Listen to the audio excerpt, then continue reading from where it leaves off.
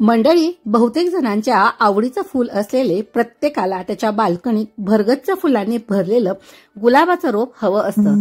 फुलांमुळेच आपल्या बाल्कनी बरोबरच घराची देखील शोभा वाढत असते। गुलाबाला असंच नाही तर फुलांचा राजा थोडीच म्हटलं जात असतं। आता यामध्ये देखील बरेच प्रकार येत असतात। त्यामध्ये गावठी असो, हायब्रिड असो किंवा आता बटन गुलाब म्हणून देखील अनेक अशा व्हरायटी गुलाबामध्ये येत आहेत आणि भरपूर असे कलर आपल्याला गुलाबामध्ये पाहायला मिळत असतात। पण मंडळी, जसं वातावरण बदलतं किंवा सीझन बदलतं त्याचा परिणाम किंवा त्रास जसा आपल्याला होत असो त्याचप्रमाणे तोच त्रास झाडांना देखील होत असतो। सो मंडळी, मी राजश्री पाटील स्वागत करते तुमच्या दी सिंपल वर्ल्ड या मराठी युट्यूब गार्डनिंग चॅनलमध्ये।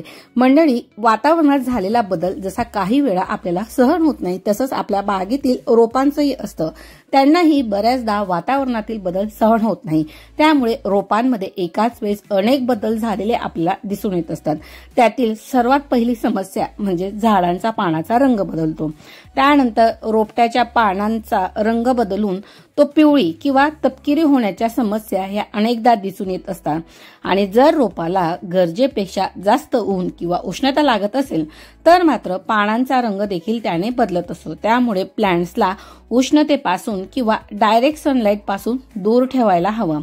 सो मंडळी, आज आपण गुलाब रोपांमध्ये डायबॅकची जी काही समस्या येत असते त्या रिगार्डिंगचाच आपला व्हिडिओ असणार आहे। मंडळी, हे जे प्लांट होतं यावर भरपूर छान छान फुलं येत होती आणि त्याच प्लांटवर बरेच असे गुलाबाचे व्हिडिओ तुम्ही माझे बघितलेले असणार। पण मागे 3 ते 4 आठवडे मी बाहेर गावी गेलेली होती, त्यामुळे प्लांटला जी काही न्यूट्रिशनची कमतरता होती ती त्यात झाली। त्यानंतर गावावरून आल्यानंतर मी त्याची थोडी कटिंग केली आणि कटिंग केल्यानंतर त्याला मी त्याचा खाऊ देखील दिला, पण मात्र ते काही पुन्हा रिकव्हर होण्याच्या तयारीतच नव्हतं। हळूहळू करत संपूर्ण त्याच्या ज्या काही फांद्या होत्या त्या डायबॅक झाल्या, म्हणजेच संपूर्ण फांद्या ह्या काळ्या पडत गेल्या। सो आता ऑप्शन एकच होतं की याचे रूट्स जर ग्रीन असतील तर याला कुंडीत ठेवावं किंवा मग आता हे प्लांट्स गेलं असं समजावं। सो या ठिकाणी मी त्याचे रूट्स देखील तुम्हाला कट करून दाखवत आहे। सो रूट जे आहेत ते देखील पूर्णपणे ड्राय या ठिकाणी झालेले आहेत। त्यालाच रिप्लेसमेंट मधून नर्सरीमध्ये मी लाईट पिंक कलरचं एक गुलाब आणलेलं होतं। आणून जवळपास त्याला देखील 8 दिवस झालेले होते।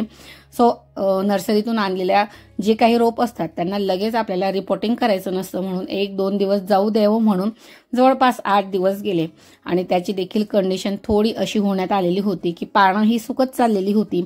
जी काही त्यावर ऑलरेडी फुलं होती ती देखील मात्र आता कोरडी झालेली होती। सो मंडळी, आता ह्या नवीन रोपावर पुन्हा डायबॅकची समस्या तयार होऊ नये म्हणून आजचा जो व्हिडिओ आहे सो तुम्हाला पॉटिंग मिक्सचर पासून त्यानंतर त्या समस्या, उपाय आणि त्यानंतर कुठले केमिकल असो किंवा जे काही ऑर्गॅनिक फर्टिलायझर असो त्यांचा आपल्याला वापर करून घ्यायचा आहे त्या रिगार्डिंगचा आहे। त्यामुळे व्हिडिओ कुठेही स्किप न करता संपूर्ण पहा।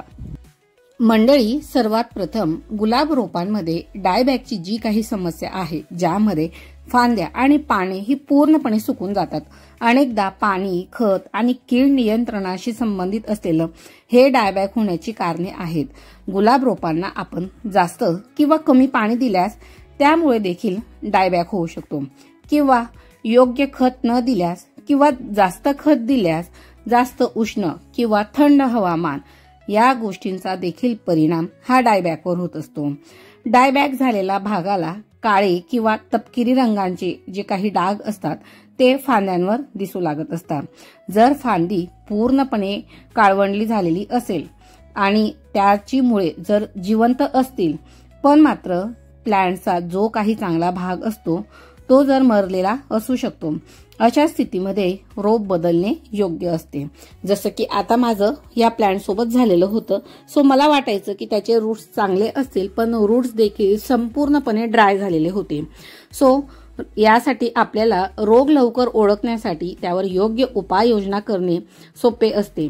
फॉर एक्झाम्पल, काळ्या डागांसाठी तांबेस म्हणजे कॉपर असलेलं फवारणी आपण त्या ठिकाणी वापरू शकतो।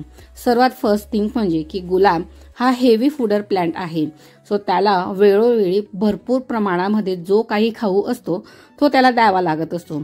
त्यानंतर त्यावर बॅक्टेरियल असो किंवा व्हायरस इन्फेक्शन हे भरपूर मोठ्या प्रमाणामध्ये होत असतं, सो त्यामुळे त्यावर वेळोवेळी नीम ऑइल स्प्रे करणं ह्या गोष्टी देखील त्याला द्याव्या लागत असतात। या ठिकाणी गुलाबाचं रिपोर्टिंग करण्यासाठी मी कोकोपीट, त्यानंतर वाळू, थोड्या प्रमाणामध्ये राख, त्यानंतर गांडूळ खत, नीमखली आणि ट्रायकोडर्मा किंवा जर तुमच्याकडे बुरशीनाशक जेही पावडर असेल, मी या ठिकाणी ट्रायकोडर्मा वापरलेला होता, जर तुमच्याकडे साप पावडर असेल तुम्ही त्याचाही वापर करू शकता आणि अगदी घरगुती म्हटलं तर लिंबाच्या सालींची पावडर ती देखील तुम्ही वापरू शकता। सो अशा प्रकारे संपूर्ण जे वेल ड्रेन सॉइल पॉटिंग मिक्सचर होतं ते मी या ठिकाणी तयार करून घेतलेलं होतं। त्यानंतर ज्यावेळेस आपल्याला नवीन प्लांट आणलेलं रिपोर्ट करायचं असतं, सो त्याला 1 ते 2 दिवस मात्र पाणी देऊ नये, जेणेकरून त्याची ती माती असते ती देखील ड्राय होत असते। सो अगदी इझिली छोटासा कट अशा प्रकारे जी काही ग्रो बॅग आहे तिला आपण करून घेतलेला होता। नर्सरीमधून आणलेले जे काही प्लांट्स असतात ते मोस्टली त्यांचे लाल चिकट मातीमध्ये त्यांनी ग्रो केलेले असतात, पण भरपूर असे केमिकल आणि हेवी फर्टिलायझर दिल्यामुळे त्या ठिकाणी प्लांट्सची देखील चांगल्या प्रकारे ग्रोथ होत असते आणि भरपूर त्यांना फुलं देखील येत असतात। सो भरपूर अशा केमिकल फर्टिलायझरचा वापर जे नर्सरीवाले लोक असतात ती करत असतात। सो आपण आपल्या घरी आल्यावर मात्र ऑर्गॅनिक आणि सेंद्रिय खतांचा वापर केला। मंडळी, डायबॅक ही जी काही समस्या आहे ही उन्हाळ्यामध्ये जास्त होत असते। सो गुलाबाची कटिंग केल्यानंतर त्या ज्या काही फांद्या असतात, कटिंग झालेल्या फांद्या ह्या काळ्या पडतात, निस्तेज होतात। हे जर लक्षण तुम्हाला तुमच्या गुलाबाच्या रोपावर जर दिसत असेल तर तुम्ही समजून घ्यायचं की त्या ठिकाणी डायबॅक डिसीज हा प्लांटला झालेला आहे। सो डायबॅक हा का होत असतो? मंडळी, कटिंग करताना वापरलेली जी काही इन्स्ट्रुमेंट किंवा जी काही अवजारे असतात त्यांना आपण सॅनिटाईज न करता वापरतो, त्यामुळे डायबॅक होण्याचे चान्सेस असतात। फॉर एक्झाम्पल, जर तुम्ही जी काही कैची वापरत असणार किंवा जे काही प्रूनिंगचं इन्स्ट्रुमेंट वापरत असणार, कुठल्याही झाडाची कटिंग, मग ते सॉफ्ट कटिंग असो, हार्ड प्रूनिंग असो किंवा कटर असो, जेही काही वापरत असणार त्याला एकदा तुम्ही हँडवॉश लिक्विडच्या सहाय्याने धुवून घ्या किंवा त्याला डेटॉलच्या पाण्यामध्ये 10-15 मिनिटांसाठी सॅनिटाईज होण्यासाठी ठेवून घ्या किंवा सॅनिटायझरच्या सहाय्याने त्याला एकदा वाईप आउट करून घ्या। त्यानंतरच तुम्ही त्या इन्स्ट्रुमेंटचा वापर कटिंगसाठी वापरा। त्यानंतरच जर तुम्ही ते प्रकार केला नाही, म्हणजे जे काही अवजार आहे त्याला तुम्ही सॅनिटाईज न करता जर तुम्ही कटिंग केली तर 100% जे काही डायबॅकचे चान्सेस आहे ते अवजारांथ्रू होत असतं। सो मंडळी, डायबॅक हा का होत असतो हे तर आपण पाहिलं। त्यानंतर पहिली म्हणजे चुकीचं अवजार वापरणे, सेकंड थिंग म्हणजे चुकीची कटिंग, आणि त्यानंतर थर्ड थिंग की जखमी भागावर आपण लगेच बुरशी लागत असते, कुंडीत पाण्याचा निचरा न होणे किंवा कुंडीत पाणी तुंबणे, त्यानंतर कमी सूर्यप्रकाश किंवा अति जास्त डायरेक्ट सनलाईट आणि खराब माती, बुरशीजन्य माती, चिकट माती, ह्या सर्व गोष्टींमुळे डायबॅक हा होत असतो। सो ह्या पैकीच एखादं जे काही कारण असेल त्यामुळे माझं ते प्लांट खराब झालं, मे बी त्याला 15 ते 3 आठवडे त्याला काहीही फूड नव्हतं, म्हणजे त्याला कुठल्याही प्रकारचं न्यूट्रिशन मिळालं नाही। गावावरून आल्यानंतर मी त्याची कटिंग केली। कटिंग करताना मी जे काही कैची वगैरे वापरत होती, सो एकाच दिवशी मी जवळपास बऱ्याच प्लांटची कटिंग केलेली होती। सो मी गुलाबाची कटिंग करताना मात्र मी सॅनिटाईज केलेलं नव्हतं। सो ऑलरेडी प्लांट जी इम्युनिटी पॉवर होती ती ऑलरेडी डाऊन झालेली होती आणि आजारीच असताना त्याला पुन्हा कटिंग झाली आणि त्यातच ते प्लांट माझं मात्र खराब झालेलं होतं। सो मंडळी, अशा प्रकारचा डायबॅक डिसीज जो तुमच्या प्लांटवर होऊ नये किंवा गुलाबावर अशा प्रकारच्या समस्या निर्माण होऊ नये म्हणून नेहमी कटिंग करताना ह्या सर्व गोष्टी मात्र नक्की फॉलो करा। मंडळी, आतापर्यंत आपण डायबॅक म्हणजे काय, तो डायबॅक कशा प्रकारे होतो, कशा थ्रू होतो, ह्या सर्व गोष्टी पाहिल्या। आता आपण पाहूया डायबॅकवर उपाय। सर्वात प्रथम प्रूनिंग, स्वच्छ असलेल्या किंवा अल्कोहोल सॅनिटाईज किंवा तुरटीच्या पाण्याने साफ केलेले जे काही कटर असतात त्यानेच तुम्ही झाडाची कटिंग करायची आहे। त्यानंतर सेकंड थिंग म्हणजे ज्या काही खराब फांद्या असतात झाडाच्या त्या लगेचच्या लगेच कापून टाकायच्या। ज्या फांदींवर पानच नाही किंवा ती फांदी काळी जर पडलेली असेल तर त्या फांदीला लगेचच्या लगेच कट करून घ्यायचा आणि कट हा नेहमी तिरकस करायचा असतो। कट केल्यानंतर त्या फांदीवर लगेच एखादं साप पावडर किंवा ट्रायकोडर्मा किंवा 22 म्हणून एक बुरशीनाशक पावडर येत असतं, त्याचा वापर तुम्ही करू शकता। जर तुमच्याकडे या तिन्हींपैकी काही नसेल तर मात्र अगदी घरगुती तुम्ही हळदीचा वापर केला तो देखील मात्र चालणार आहे। पण ज्या ठिकाणी आपण फांदीला कट केलेला असतो त्या ठिकाणी बुरशीनाशक पावडर मात्र नक्की लावावं। त्यानंतर 2 ते 3 दिवसानंतर त्यावर तुम्ही 1 ग्राम 22 किंवा 1 ग्राम तुम्ही एखादं साप पावडर घेऊ शकता किंवा ट्रायकोडर्मा पावडर घेऊ शकता। त्याने तुम्हाला 1 लिटर पाण्यामध्ये 1 चमचा पावडर मिक्स करून घ्यायचं किंवा जर तुमच्याकडे लिक्विड असेल फॉर्ममध्ये तर ते तुम्ही 1 लिटर पाण्यात मिक्स करून त्या झाडावर त्याची तुम्हाला फवारणी करून घ्यायची आहे। सो सध्या उन्हाळा आहे तोपर्यंत 15 दिवसातून तुम्ही 1 वेळेस बुरशीनाशकाची फवारणी करू शकता। हेल्दी झाडांवर सहसा आजार किंवा रोग पडत नसतो। झाडाला हेल्दी करण्यासाठी आपण नेहमी त्यासाठी बोनमील वापरायला हवं। बोनमील म्हणजेच एक सेंद्रिय खत आहे ज्यामुळे रूट्स स्ट्रॉंग होत असतात आणि त्याने फुलांचा देखील दर्जा वाढत असतो। हे जरी माझं नवीन प्लांट असलं तरी देखील त्यावर जी काही सुकलेली पानं आहे, सुकलेली फुलं आहेत, फांद्या आहेत त्या मी लगेचच्या लगेच कट करून घेत आहे। तुम्ही पाहू शकता की त्या फांदीवर देखील एक असं ब्राऊन कलरची जी दांडी होती ती मला त्या ठिकाणी दिसली। सो ते देखील डायबॅकच होत होता म्हणून मी तिला त्या ठिकाणाहून कट केली। त्यानंतर या ठिकाणी मी त्यावर साप पावडर देखील लगेच अप्लाय करून घेत आहे। त्यानंतर आपण बुरशीनाशक 15 दिवसातून एकदा वापरायचं आहे। त्यानंतर बोनमील वापरू शकता। जर तुमच्याकडे बोनमील नसेल तर तुम्ही त्या जागी जी काही अंड्यांची वरची जी कव्हर असतात त्यांना स्वच्छ धुवून त्यांना उन्हात वाळवून त्यांचा पावडर देखील तुम्ही त्या ठिकाणी वापरू शकता। आणि जर बोनमील असेल तर तुम्ही 1 ते 2 चमचे बोनमील हे मातीमध्ये टाकू शकता। त्यानंतर ह्युमिक ऍसिडचा देखील तुम्हाला गुलाबाच्या रोपावर वापर करून घ्यायचा आहे। बोनमील सोबत माती सुधारण्यासाठी तुम्ही ह्युमिक ऍसिड देखील देऊ शकतात। माझ्याकडे देखील आहे आणि माझ्या लास्टच्या 1-2 व्हिडिओमध्ये मी त्याचा वापर कसा करावा हे देखील मी तुम्हाला सांगितलेलं होतं। ह्युमिक ऍसिडमुळे माती ही सेंद्रिय देखील राहत असते, त्याने झाडांची वाढ देखील जोरदार होते।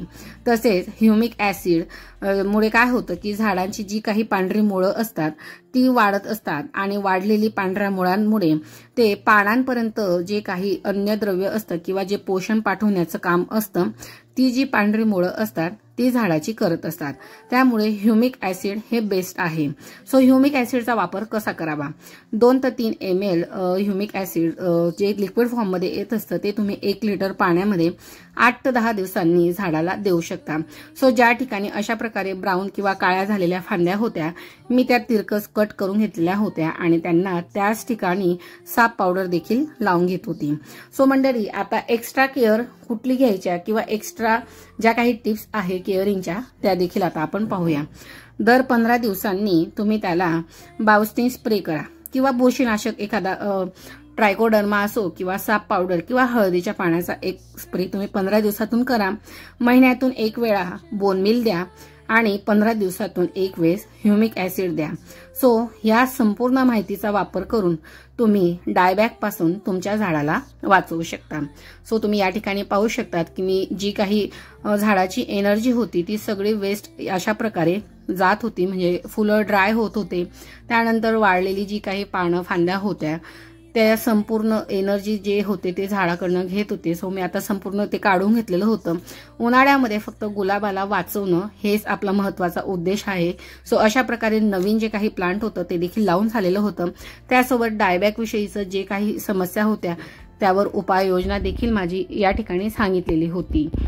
सो मंडळी, आय होप आजचा व्हिडिओ आणि व्हिडिओची माहिती तुम्हाला थोडी जरी हेल्पफुल ठरली असेल तर मात्र व्हिडिओला एक लाईक करायला अजिबात कंजूसी करू नका।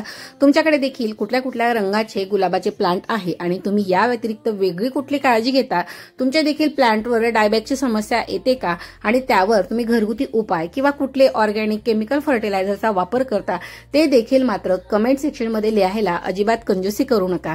कारण की तुम्ही सांगितलेले उपाय किंवा तुम्ही सांगितलेल्या ज्या काही टिप्स आहे त्या मी नेक्स्ट व्हिडिओमध्ये तुमच्या नावासह आपल्या इतर गार्डन प्रेमींना नक्की शेअर करेन। त्याचा फायदा असा होईल की ते नवीन टिप्स त्यांना देखील माहीत पडतील आणि ते देखील त्यांचं जे काही प्लांट आहे त्याला ते सेव्ह करण्यासाठी ते नक्कीच हेल्पफुल ठरतील। सो मंडळी, अजिबात कंजूसी न करता छान प्रकारे तुमच्याकडे असलेल्या गुलाबाचा रोपाचा रंग किंवा त्यासाठी स्पेशली कुठल्या टिप्स घरगुती असो किंवा काही तुम्ही काय करत आहात ते मात्र नक्की लिहायला विसरू नका। सो मंडळी, आजचा व्हिडिओ आणि व्हिडिओतील माहिती तुम्हाला थोडी जरी हेल्पफुल ठरली असेल तर व्हिडिओला भरभरून लाईक करा, कमेंट करायला मात्र अजिबात कंजूसी करू नका। आणि अजूनही जर तुम्ही दी सिंपल वर्ल्ड या मराठी युट्यूब गार्डनिंग चॅनलला सबस्क्राईब केलं नसेल तर मात्र वाट कसली पाहताय, लगेच सबस्क्राईब बटन प्रेस करून त्यासमोरील बेल आयकॉन प्रेस करा आणि त्यासमोरील ऑलचं ऑप्शन देखील सिलेक्ट करा, जेणेकरून येणारा पुढचा गार्डनिंगचा व्हिडिओ मिस करणार नाही। होप सो मंडळी, आजचा व्हिडिओ तुम्हाला नक्कीच आवडला असेल। भेटूया पुन्हा एका नवीन आणि माहितीपूर्वक व्हिडिओमध्ये। तोपर्यंत मात्र तुमची आणि आपल्या झाडांची देखील छान प्रकारे काळजी घ्या। So take care and bye, happy gardening.